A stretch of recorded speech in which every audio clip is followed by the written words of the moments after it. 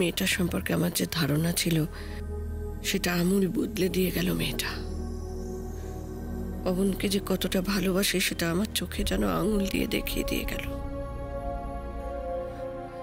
আমার কাছ থেকে ফোন পেয়ে ও যদি এইভাবে ছুটে চলে না আসতো তাহলে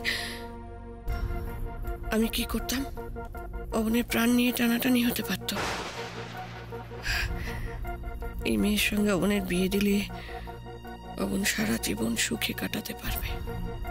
আমি তো পবনকে সুখী দেখতেই চাই, কিন্তু কিন্তু কি করে আমি সেটা মেনে নেব?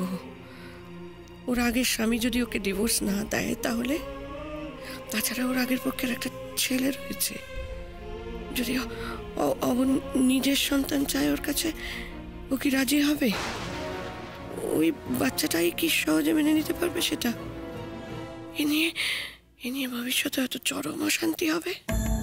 না না না না না না, আমি কিছুতেই মানতে পারবো না, এই সম্পর্কটা কিছুতেই মানতে পারবো না। কি করবো আমি? কি করবো আমি? কি করবো?